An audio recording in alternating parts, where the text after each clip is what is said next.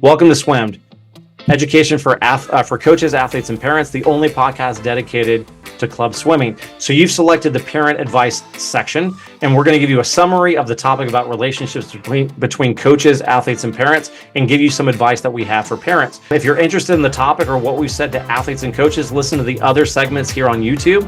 If you want to listen to the entire podcast, make sure that you go to Spotify, Apple, or iHeart, and you can listen to all of it together. Again, don't forget to subscribe. We'll talk to you later. Yeah, no, and I mean that's what we want to talk about today is relationships. Yeah. And we want to kind of look at how do you build those lasting relationships, because you can do all the right things and the relationship doesn't work out. And what I mean by work out is not you have a bad relationship. We're just saying how you want to try to make those lasting relationships with those that you poured so much time and effort into. What are the guardrails or what are the rules that really kind of set you up for that?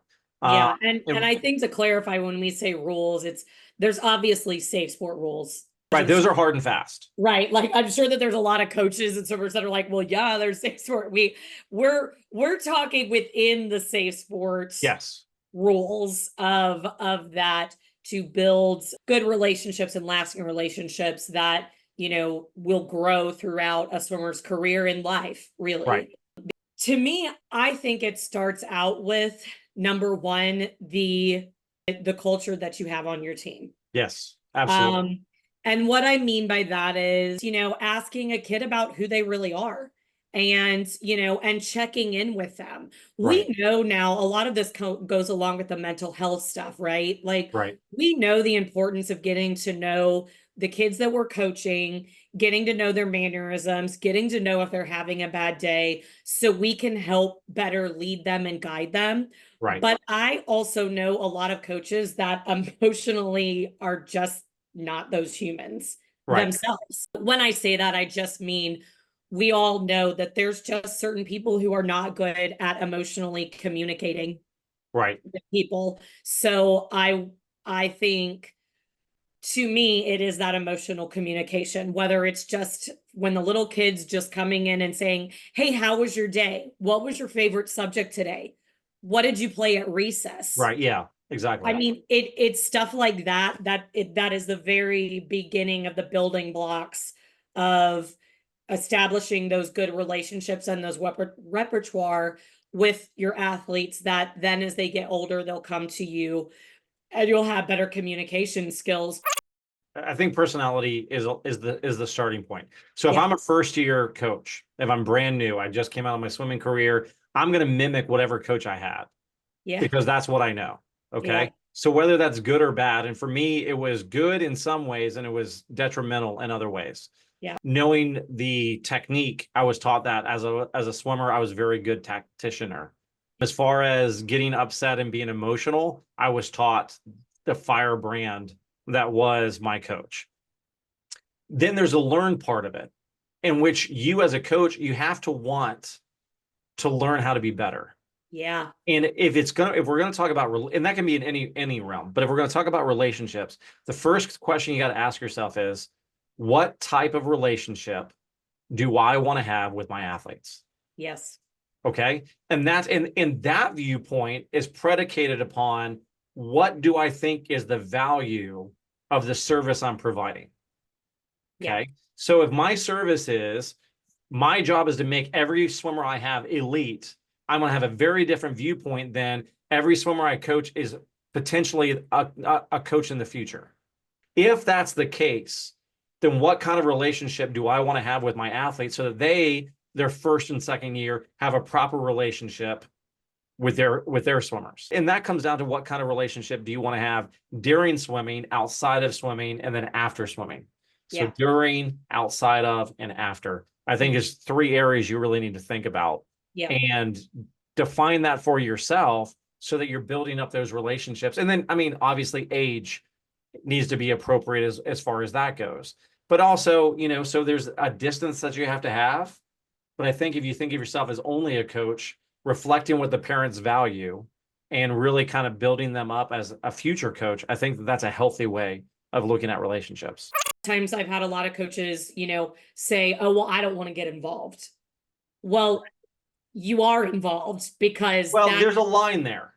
Okay. So what, in your opinion, do you get involved with and what do you not get involved with? Correct. There's some coaches that say, if it doesn't happen on my deck with my team, it's none of my business. I've never been that. And so I'm looking out for, holistically. And so I'm a little bit more inclusive of what's going on.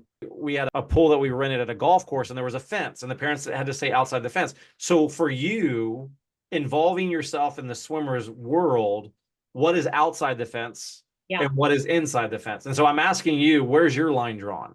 I figured out where my line was because of being a zone coach for so many years. Through zones, I got to watch a generation of swimmers that went from phones really not being an issue Right. to social media, Snapchat, bullying, cyberbullying. Right. I went from when swimmers, I will say there's a particular swimsuit that girls wear that can be quite revealing in swimming. Right. And going from that really wasn't a thing to now.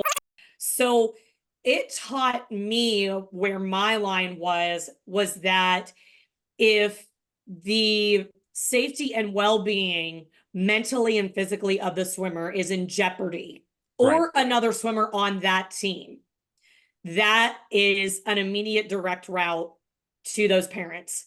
No, you cannot control what people do outside when they're not in your pool deck, when they're not doing anything else. But again, that's where I say with that line comes that relationship and respect factor, where I can tell you my kids are constantly told, when you are out in that community, you represent our team. Right. Even though you are off the clock, even though you are not on here, people in this community know who you swim for and know who you are. So be aware when you're having conversations and you're doing things, it gets back to me. And it very much does. Oh, yeah. Quickly. Yeah, very quickly. And yeah, no, absolutely it has. And that's where, I've had parents come up to me many different times. Hey, they have friends or they have a girlfriend or they have a boyfriend who I don't really like. Can you talk to them about it? I mean, if it comes up, if they bring it up, then I'll say something. But otherwise, no, that's outside my fence. Right. I mean, I care about them, but that's inside your backyard. That is inside your house. And so you've got to take the bull by the horns on that one. I'm going to just say, now, if they're dating somebody on the team or it's affecting other people on the team and it becomes something that needs to be addressed so that everybody can perform to the best of their ability, then of course I'm going to say something. But that's where my fence line is kind of like, okay, if it affects the team, then yes, I'll say something about it. If it's only affecting that individual or only affecting that family and it's really outside of my purview, then I'm not going to do anything. So use the resources you have to set up the relationships within the team. And that also means the relationships you have coach to coach. The question you have is, okay, so as a head coach, what kind of relationship do I want to have with my assistant coaches?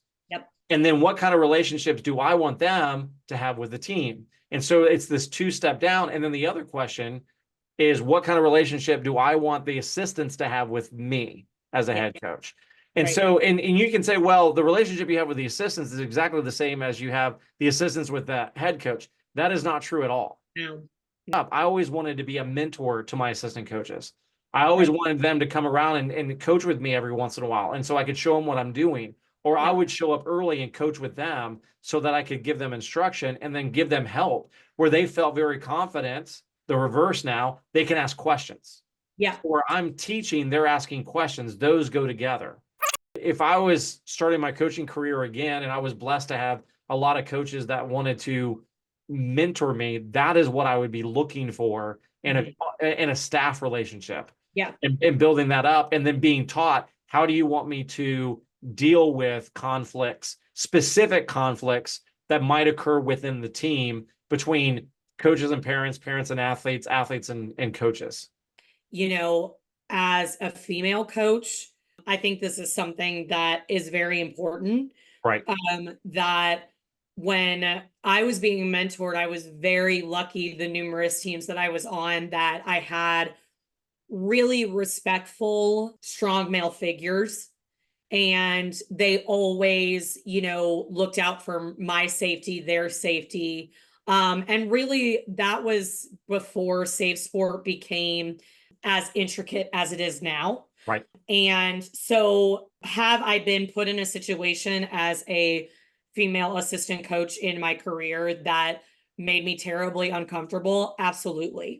I say that because I know throughout my career, I have had this discussion with a lot of female coaches that sometimes you don't know where that line is, where you get to say that this makes me really uncomfortable. I don't think that this is like supposed to be how this interaction or this head coach to assistant coach relationship is supposed to be. Right. I feel, like I'm just not in a safe environment. And swimming is getting a lot better about it. Most sports, it's getting a lot better about it, where it's not so male eccentric. There Right. are normally more than one female on staff most of the time now, but one of my favorite stories is, and she's actually works for USA Swimming now, but Beth Winkowski. Right. There was a point where it might have been my second sectionals, or it was a bigger meet, but I was at finals and I looked down the pool deck and it's just me and Beth.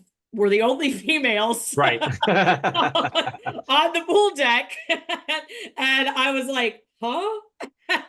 Right. And that was really a light bulb for me of to say to myself, wow, there could be a lot of females who would be very uncomfortable with that. Right. And it's our job to make sure that even with other coaches that are on other teams, that everyone feels comfortable. We're not in somebody's personal space.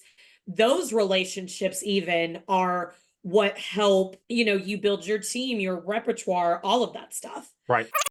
Yeah, and I think Safe Sport's a good guide. I think that other things that are important for coaches, for me, at least whenever I was, is having relationships with coaches within the team, that are professional, and I can use them as sounding boards. But having those relationships outside of your team that can be a sounding board, so that if something's going on inside the team, you have an outside view. There's been several times that I've been asked by another coach, here's what's going on with me and the team. What do you think from an outside perspective? And I disagree with them because they're in the middle of it. Yep. And they see it as unfair. And I would say, well, if I was the head coach and this is what was going on, it's not unfair. We lose so many coaches because of the reality that they're not able to be human. Right. And I say that because I think this is such a huge part of the relationship factor. Right. That if you have a head coach or an assistant coach that you are demanding on what's supposed to be their off time, that they're answering phones and text messages and answering emails, or when they're supposed to be on vacation with their family, you're still contacting them, or you're allowing, as a board, parents to just alienate them and run them down and there be no protection of them. You are not only destroying an individual, but you're destroying our sport. Right. And those relationships go not just with swimmers and parents, right? But as I just brought up, board members, that if you've got a board ran swim team, you need to have those relationships that your board has your back. Yes, 100%. And first and foremost. Yes, first and foremost. And it doesn't mean that they have your back for you to be a bad human being. Right, of course. It means that they have your back when, too much is being asked of you. Right. When you need a mental break, when you need somebody to advocate for you. It should never be that a board is demanding something out of a coach that sacrifices their health, sacrifices their mental health, right, and sacrifices their family. And I'm really proud of USA Swimming as a sport as a whole, because I do feel like that is becoming more and more important and people are being more and more vocal about it. I love that because I think so many of us have experienced burnout Right. We've experienced not being supported. We've, a lot of us have trauma from it, Right. whether we like to admit it or not. But I love that now so many people are realizing the importance of all of those things to build a better relationship, to build a better environment for the team as a whole. So, swimmers and parents and boards and coaches, it's just so important that you realize everyone is human.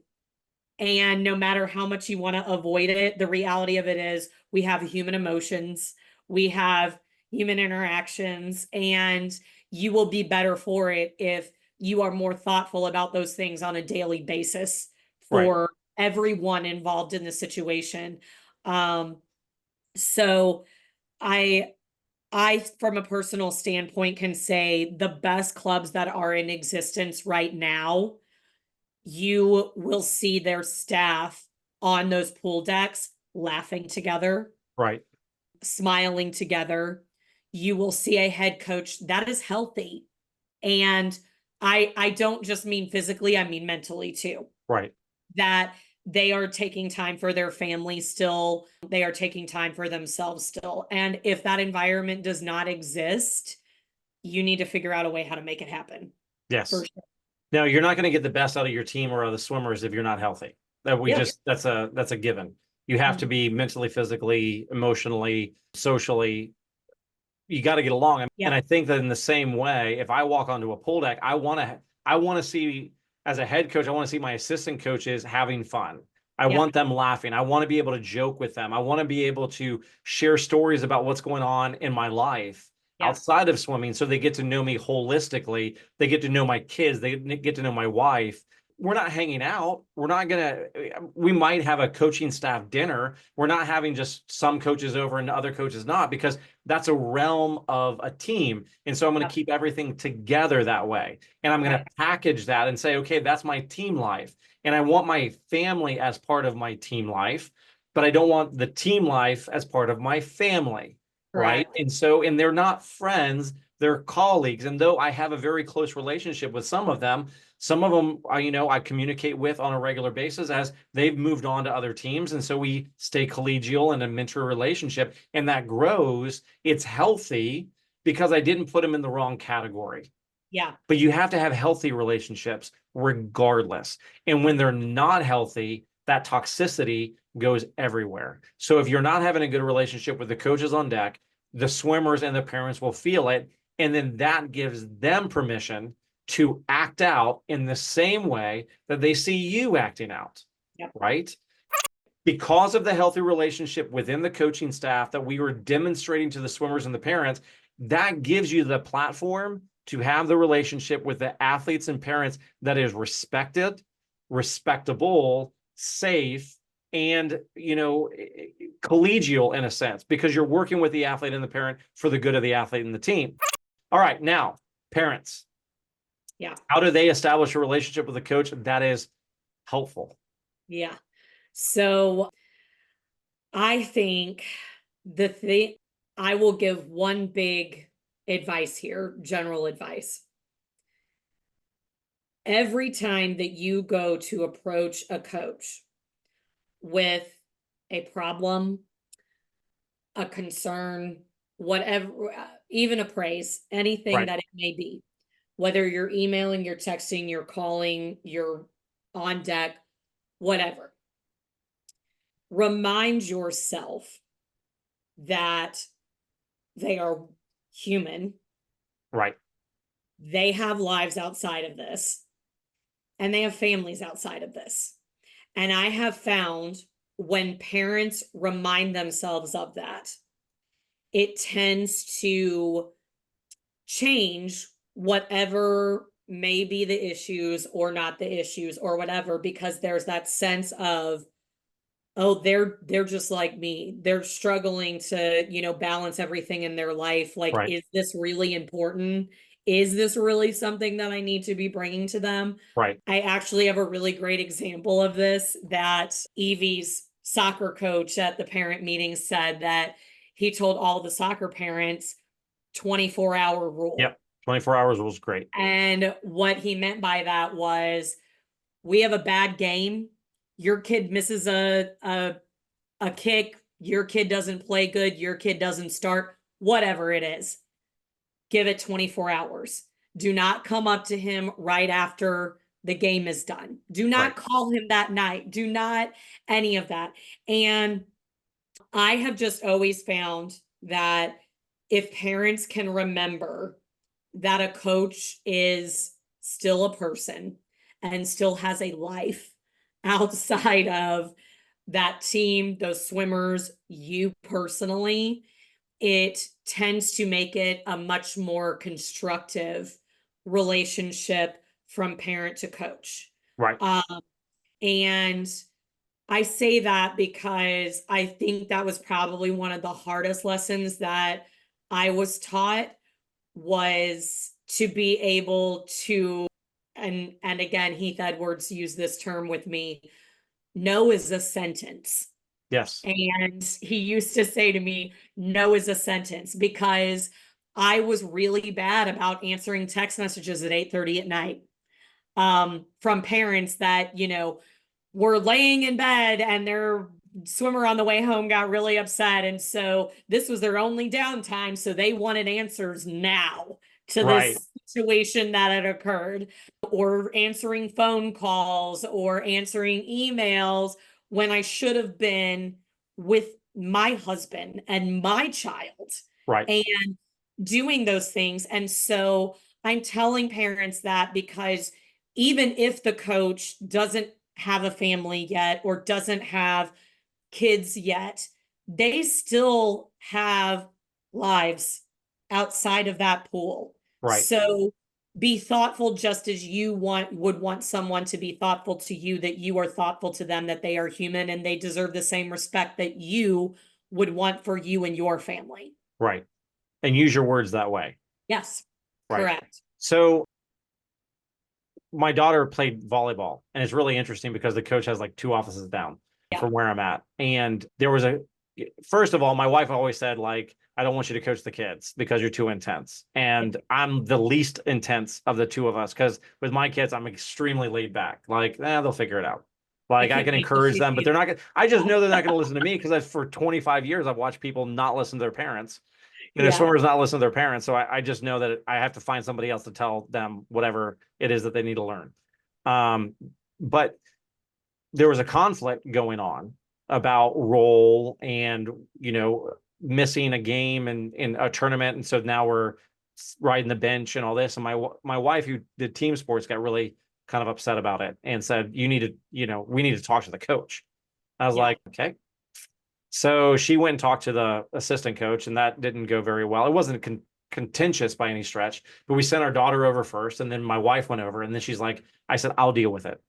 Yeah. I'm a coach. I know how to deal with coaches. Let's talk about this. And so I got the head coach on the line, and we have a professional relationship outside of the club team, because we're both here at VSU. And the conversation, the first thing I thought about before I got into the conversation is, what do I want out of this? Yep. What do I want? Because it's very easy to say, I didn't like the way that the assistant coach handled my daughter and my wife. I want them told that. Yeah. And there's like retribution that I've seen parents have toward coaches. Like, I felt bad, so now you're going to feel bad. Right. I felt this, so now you're going to feel this. And that's the only way to make it fair. Parents, don't do that. No. Because you don't want the coach to do the same thing to you or anybody else, period. Yeah. So you've got to take that emotion in and say, okay, so what? Yeah, I was upset with the way that it was handled, but is that my ultimate goal that I want to have here?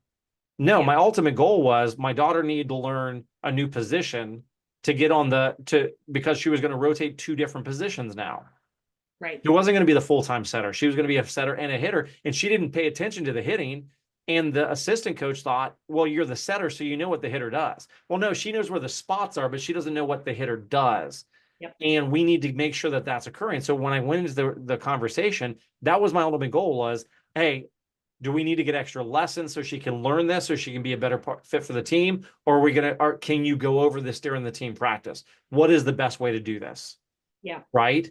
And I did mention, we had, my daughter talked to your assistant coach, and this is what the assistant coach said. Then my wife talked to your assistant coach, and this is what the assistant coach said. I said it without emotion. Yeah. Because I'm not trying to punish anybody. I was giving the facts, and I didn't say how I felt. I didn't say the way that my daughter felt or my wife felt. I just said, we've already addressed, and this was that conversation. I've addressed it here, this conversation. So based on those conversations, how do you want to handle this? Yeah. And instantly, the coach, because she's a professional, said, I'll talk to the assistant coach about those conversations. Thank you very much. Here's how we're going to handle it. I will be there at the next practice. I'll make sure that your daughter gets the instruction she needs. She doesn't need to pay for another, lesson kind of deal. Because it's very simple. She doesn't. And the thing is, my daughter thought it was a whole new thing to learn. Yeah. And my wife, I think, was in the similar. And I was like, is it just a small tweak? And she goes, yeah, it really is. It's just, she knows where the spots are. She's already 50% there. She just needs the other 50%. And that's not hard to do. Right. And so it was a very productive meeting that allowed the emotion to calm down. So I went back to my wife and my daughter. I was like, okay, here's what was said. Here's what happened. This is what you're going to learn. And as soon as they realized that they were going to learn the right thing, because that's the root cause. That's what it is. It's outside of the emotion. You have to tone down that emotion as a parent. And once I could tone down the emotion, now I can approach the coach and say, what is it that I need for my daughter? I need this. Cool. We're going to get that. Yep. And maybe you're not going to get what you want. And that's where you can negotiate. Okay, so if that's not what my daughter needs, then what does my daughter need? Mm-hmm. You tell me what my daughter needs, and then I'm going to support my daughter to get that. How can I support it? Yeah. Right. And it's because it has to be within the framework of the team, not just individually your daughter or your son. It has to be within the framework of the group, within the framework of the coaches, within the framework of what we expect out of our athletes and our parents, that the coach is coming from. And so there has to be a negotiation. So if you go into it negotiation, not accusation, you go into it negotiation, not emotion. Yep. If you go into it knowing what you want and then seeing what they want and then negotiating for the best for your son or daughter, you will be having a professional relationship where you can come in and walk out of that going, I handled that well as a parent. The coach handled it well as a coach. Now our relationship builds instead of deconstructs. Right. Right. And at the end of the day, I guarantee you that the coach that I talked to went and talked to the assistant coach in the appropriate way to make sure that they were learning the lesson they need. I wasn't supposed to teach the lesson. I don't know the coach that well. Yep. Right. But I had to say factually what was going on, not what I wanted to have happen. And I think that the 24-hour rule and knowing what you want at the end or what you want out of the negotiation is really important. And realize that you're probably going to have to give something up to get something that you want. It's a negotiation. It's a compromise. Right. And you've got to be able to work that in, find the facts. It's hard as a parent to pull back that emotion because you're so invested in your family. I get that. Yeah. But I am a parent that has a daughter and a son in sports. Correct. My son is now in swimming. So now I get to be the parent on the deck when that occurs. So that's where you need to get to. And if you can't do that, have your spouse go. Yes. Or email. Yep. Or up front, you know what you say? I'm really emotional about this. I'm going to do my best. Yep. I'm going to try to treat you with respect. And just by saying those words, you will probably follow through with that. Right. So relationships are very tricky. I think we could go on for hours and hours and hours. And maybe in the future, we just go coach-athlete relationship, parent-athlete relationship, coach-coach relationship, and really dive down deeper into these. But I think that these guidelines for all of the coaches, athletes, and parents are going to really set you up for success. Definitely. Whatever platform you're listening to, make sure you subscribe and hit the like button. And if you loved us, leave a review. Also, if you're interested in getting more information from this episode, click the link in the description and we'll send you notes from this episode. Finally, do you have a topic to suggest or want to share your thoughts? Email us at swimedinfo@gmail.com. swimedinfo@gmail.com. Join us next time for a thoughtful discussion about swimming and how coaches, athletes, and parents can improve their performances. Thanks for listening to SwimEd, education for coaches, athletes, and parents.